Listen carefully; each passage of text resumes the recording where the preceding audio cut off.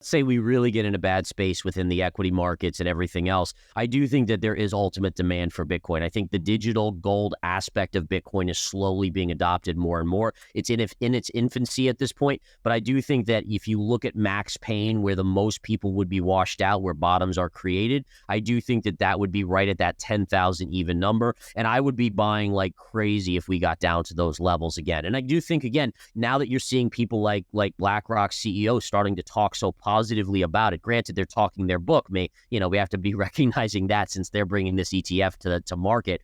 But I do think that the big money out there is starting to accept Bitcoin, and that's the beginning of it becoming its own asset, just like gold.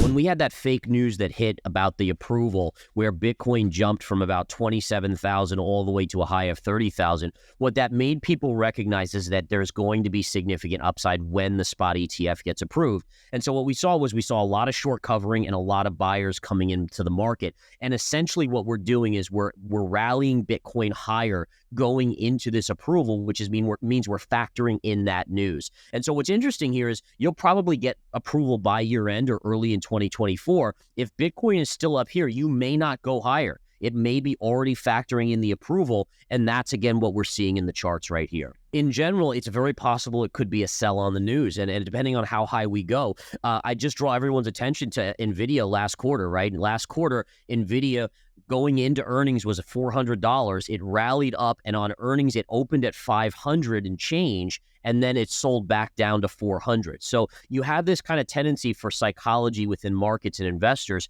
where they start to get excited about news and they start buying and buying and buying. But once the news comes, there's kind of this natural letdown. And that's, again, what we could be seeing on Bitcoin here. So what level would we hit resistance? If there is approval, where do you see Bitcoin going, and where do you see it hitting resistance on news of a spot Bitcoin ETF being approved? Yeah, so let's just say that it does jump, and I think initially you'll see this positive reaction, this kind of momentum trade jumping in. I would take this high from 2019 and connect it through the bull market lows, and there's this beautiful trend line. You can see how it connects right through these lows perfectly and right through these lows, and that gives us around a target potentially. This would be my max upside of about $47,000. But again, what I would be doing there is I'd be looking for it to fade that and actually expecting a bigger pullback off that level.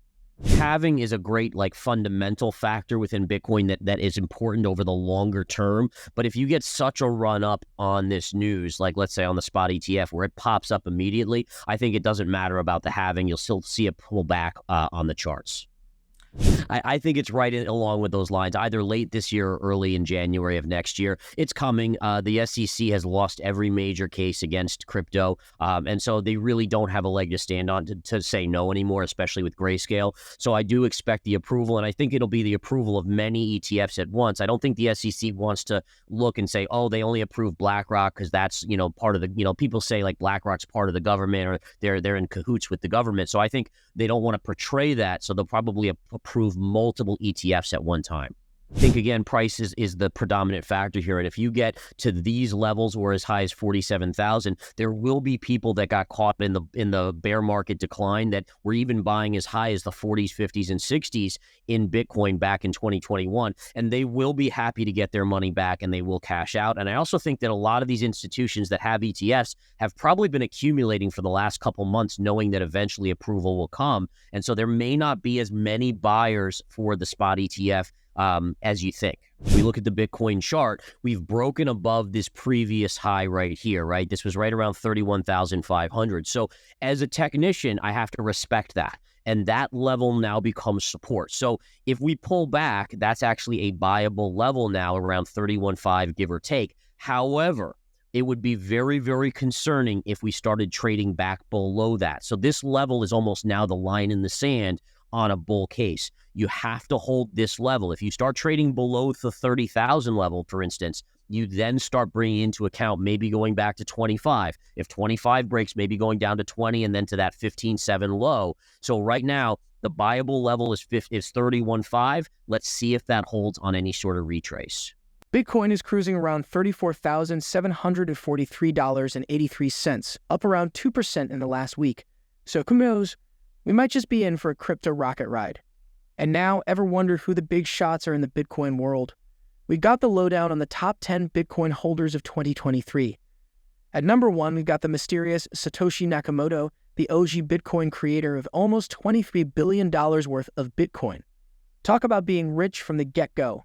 The good old United States comes in second place, holding $5.57 billion worth of Bitcoin, with 205,515 BTC to their name. Now that's a lot of digital dough. Next up, Block.one, a private software company with 164,000 BTC, valued at a cool $4.45 billion. Not too shabby. MicroStrategy, led by CEO Michael Saylor, is a well-known Bitcoin buff, and they're sitting on 140,000 BTC, totaling $3.80 billion. They're definitely riding the Bitcoin wave.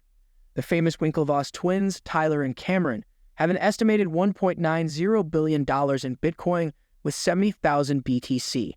They invested part of their Mark Zuckerberg settlement in cryptocurrency, and they co-founded Gemini. Tether Holdings is also in the game, holding 52,673 BTC worth $1.43 billion. It's all tied to the USD stablecoin. Even Ukraine is getting in on the action, collecting 46,351 BTC, or about $1.26 billion in donations. They're supporting the blockchain industry, and it's showing. Venture capitalist Tim Draper is making his mark with 29,656 Bitcoin, worth $803 million. He snagged these Bitcoins back in 2014 from the Silk Road black market. Tezos, a private foundation, has $672 million in the bank, with 24,808 BTC to their name. They're all about advancing the Tezos blockchain network. And finally, a man himself, Michael Saylor, who's not just the CEO of MicroStrategy, but also a proud Bitcoin owner. He's got around $480 million in Bitcoin, and MicroStrategy holds a massive $3.8 billion in Bitcoin. So there you have it, the top dogs in the Bitcoin world, from private businesses to countries to individual enthusiasts. It's a wild crypto ride out there, and it's all about that digital gold. But remember, folks, the crypto market is as unpredictable as it gets, so do your homework before diving in.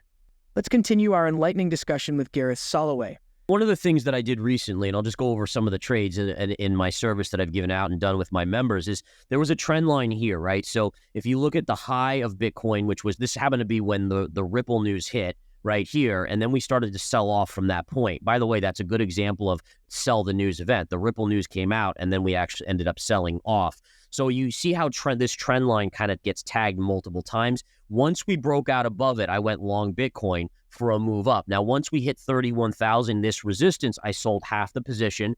And then once we hit 34,000 here, I sold the other half. I then flipped it into a short at 35,175, and I'm now riding it on the short side, anticipating a retrace to this 31.5-ish level. So again, and just for everyone watching, remember, I'm a trader, I'm a swing trader, so this is kind of my bread and butter, these smaller moves. But again, that is the way I'm trading it and have been trading it. So if you're someone who just is not going to look at Bitcoin for the next 10 years, then honestly, anywhere in this range I think is good. I do think it's north of 100,000 within 3 years. I do think, again, it has much more higher levels that it can achieve as well. So obviously, entry is nice to get. So I would say if it pulls back to this 32 to 31.5 level, that's where your accumulation zone. But again, the key is always don't invest more than you're willing to lose. You just never know about any asset out there. So just be careful. Talk to a lot of Bitcoiners and maxis. They're telling you $1 million. I mean, I think I'm more realistic, looking at the market cap of gold and how Bitcoin is slowly growing into that. I think down the line it matches gold, but I don't think in the next 3 years it probably gets to those levels just yet. So I think 100,000, give or take. If we just want to talk about maybe that next level, I'll just show you guys this chart here. This is our weekly. So let's zoom out on our weekly.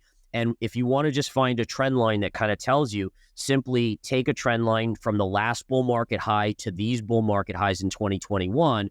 And then if we kind of zoom out, we can see where that level is. And again, if we extend that out and just keep on running, you can see it's starting to approach $100,000. So again, that would kind of be the ankle or the angle that I'd be looking for that next target to be. That wraps up today's crypto news highlights.